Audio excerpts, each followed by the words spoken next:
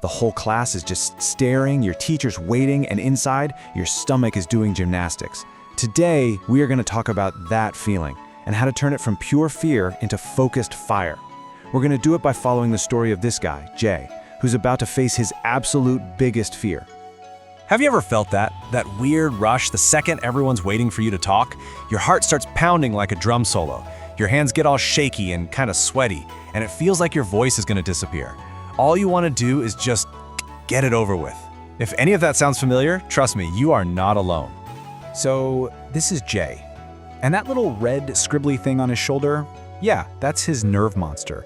It's that little voice inside his head that gets super loud right before he has to speak, whispering all the worst possible things that could happen.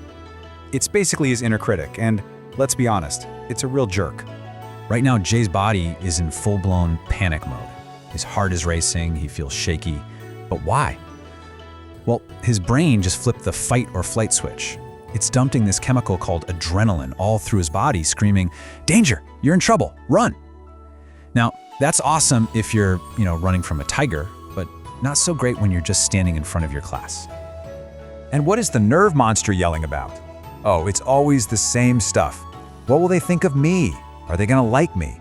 Does my hair look okay? You see the pattern here? It's all about me, me, me.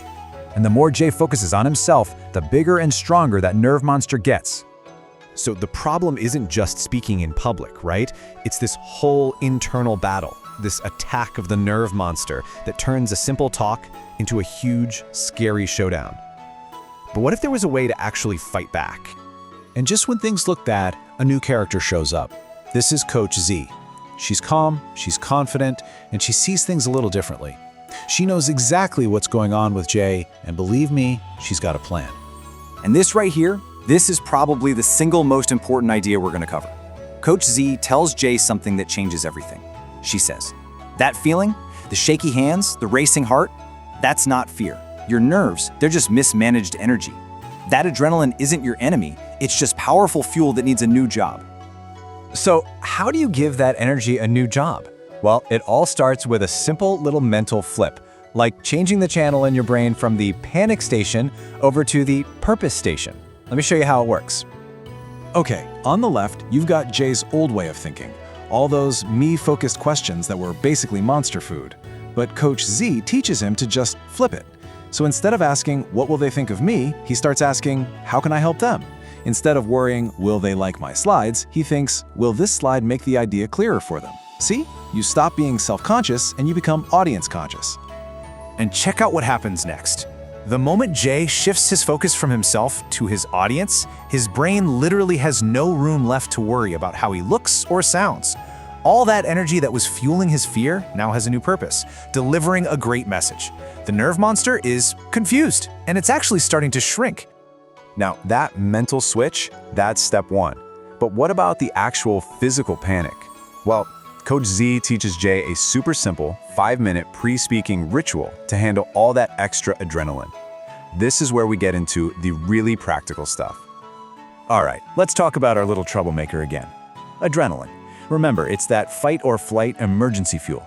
The problem is, when you're giving a speech, you can't fight anything and you can't run anywhere. So all that energy just gets trapped inside your body, and that's what causes the shakes and the racing heart. So you've got to give that energy a job to do. The very first part of the ritual is to physically burn off that extra adrenaline. You have to manage it before it starts managing you. So right before he has to speak, Jay finds a private spot, like a bathroom stall or an empty hallway, and he does some quick, brisk exercise. A few jumping jacks, a fast walk back and forth, maybe even a couple of push-ups. This sends a message to his body. Okay, we use the emergency fuel, and that shaky feeling starts to fade. Next up is the laugh reset. Coach Z explains that laughing is one of the fastest ways to trick your brain out of a stress state. It's a signal to your whole nervous system that you are not, in fact, in danger. So Jay pulls out his phone and watches a short, funny video he saved. A cat falling off a chair, a dumb meme, anything that gets him to have a real laugh. And the final physical step is the calm switch. This is all about directly telling your body it's time to chill out. Jay does a few rounds of really simple, deep breathing. He takes a big breath in, hold it for just a second, and then lets it all out, nice and slow. It is literally like hitting a reset button for your nervous system. And just look at the effect. Those few deep breaths send this powerful signal to his brain that the danger has passed. His heart rate actually physically slows way down, coming right out of that red zone and back to a calm, focused level. He's no longer in fight or flight, he's in control. So what happened to our scary little nerve monster after that whole 5-minute ritual? Well, something pretty incredible. You have to see this transformation. Okay, so before the ritual, the monster was huge and terrifying. After Jay moved around and dumped that adrenaline, it got smaller and looked kind of confused. After he laughed, it turned silly and goofy. And after those calming breaths, it transformed completely. It's not a monster anymore, it's this tiny, buzzing energy pet, a source of focused energy, not fear. So, with his new little energy pet on his shoulder, Jay is ready. The mental switch is flipped, his body is calm.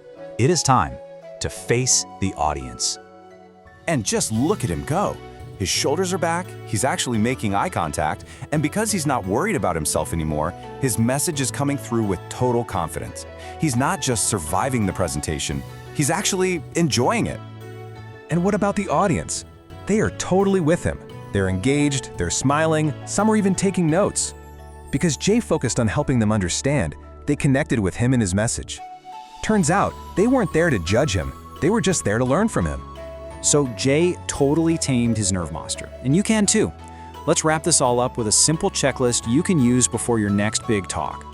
Here it is, your speaking checklist. Number 1, reframe your thinking. Nerves are just energy. 2, switch your focus from yourself to your audience. 3, move your body to dump that adrenaline. 4, have a quick laugh to reset your stress. And 5, take a few deep breaths to calm everything down. That's it. That's the whole ritual. Look, that feeling of nervousness is powerful, for sure, but it doesn't have to be scary.